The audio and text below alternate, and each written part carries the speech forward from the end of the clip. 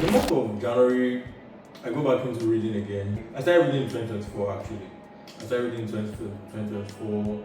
The reason I started reading was to help my attention span, right? So it really became a habit of mine to pick a book every month and read. But 2025 was the year that I wasn't really consistent with reading. I mean, I went through my 12 books in a year in 2024, but I really struggled a lot in 2025. I I can give a lot of excuses as to why, like, oh, okay, I had to do this. That was my final year, student leadership, all that. But to be very honest, I just wasn't disciplined enough. So I go back to reading again in 2026, and this is my book for the month of January, the Almanac of Navarro Vicant. So I've had this book in my read list for like a year because as I got into Naval in 2024. I started watching Naval on, not watching actually, I started seeing his tweets, and I could really relate to a lot of his tweets. You know, he majorly talked about getting rich, how to get rich without getting lucky. So he used to talk about things like that. He used to talk about like seeking happiness. This book was one of those suggested books of Nawal Ravikant that everybody said to read. So I had it in my read list since 2024. I got the book, however, in 2025. I think I can't really remember the month, but it's been a really really long time that I've had this book.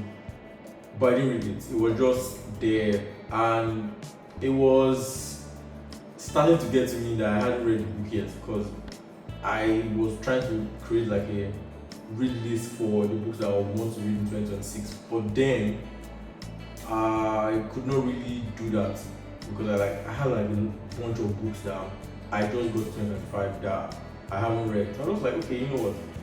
As the months go, I'll just pick one book and read. So this was the one I picked for the month of January. And it's a very interesting read actually. The Almanac of Navarro Vicant, a guide to wealth and happiness. So basically the things that he tweets just wrapped in this book. So it was a very interesting book and I really enjoyed reading it. I really enjoyed reading the book a lot because it talked about obviously how to get rich and how to get wealthy, without being lucky. Right, okay, like consistently, if you came into this world 999 times, how do you get rich in those 999 times? So that is the essence of this book. And aside the fact he talked about getting wealth, he also talked about finding happiness as well. Finding happiness in the midst of everything. So like he talked about like okay, many people get wealth, many people get wealthy rather, but they end up being miserable and they end up not really happy for a bunch of reasons. So he talked about a lot of things. A lot of things stuck to me with the book actually, because I highlighted a few things that I would point out. Okay, yeah, where he was talking about like skills, he said something about learn to sell, learn to build. If you can do both, you'll be unstoppable. So that's very interesting. And for when people ask me like, oh, what skill do you think that I should learn, blah blah blah, I always say like I don't think there's a better skill than sales because I think everything is sales, right? How to sell yourself. You have a skill. How do you sell the skill, and stuff like that. So I really really resonated with what he said there. Like learn to sell and then learn to build. I agree with a lot of things that he said as regards wealth and happiness. So I think this is a book that you should check out. So as I said, this was my book for the month of January. But for February, I really don't know yet. I'm stuck between two books. Actually, I'm probably give me a minute. Yeah, so I'm stuck between these two books. The Fund and The Trading Game by Gary Stevenson. I started watching podcasts on Gary Stevenson, or I saw him in a couple of podcasts that I watched. He's this UK guy that talks about like trading, about wealth, about creation of like sustainable economics and all that stuff. So here, that's for that. And also The Fund, right, by Rob Copeland. These are like collections of books that I got in 2025 that I haven't read, but I don't know yet. I don't know the one I want to read for the month of February, but I would, as time goes on, you guys will know, right? Alright. Thank you very much. See you on the next one.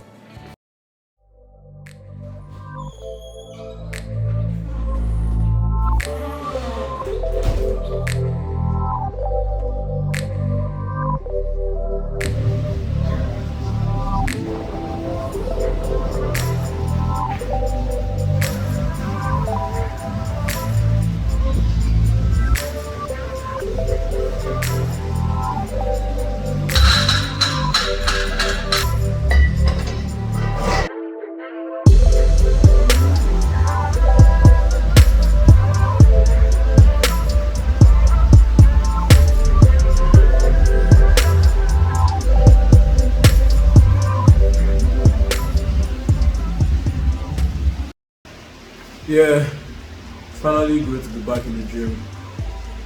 It's been crazy, man. Like not being consistent for what maybe a whole year, but like now we're back, I guess. Yeah, ignore the fact that my eyes are red. I don't know, man. I just spent like the last 20 minutes just crying my eyes out because sometimes life is life can be really crazy, can be really difficult, and just trying to navigate everything, especially because sometimes you just realize that you didn't really ask for this life. I guess you just found yourself in it, and then just have to figure it out as life goes on, right? And yeah, so during one of my workouts, that kind of thought just hits me, right? And just like, damn, like you realize how far you've come, and then you realize how far you need to go. And that's another realization that's crazy. I mean, that one is even like, I feel like that realization is even, it comes with more intensity, right? You just thinking about like, damn, like you've come this long, like you had to sacrifice a lot to be where you are, and then to get to where you want to be, you still have to sacrifice a lot, and then you're like, how many things does life really want to take from me, right? But yeah, so I'm just trying to really live life mostly slowly, or I'm trying to live life as slow as I can on most days, especially in this year 2026. Like I'm just trying to take things like one level at a time, right?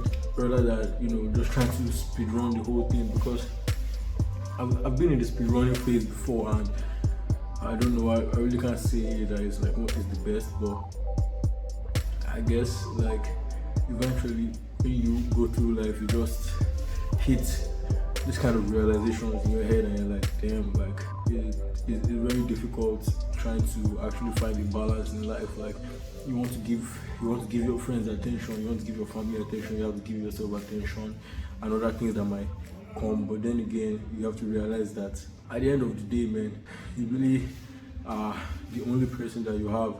That's one of the deepest and saddest realizations to ever have.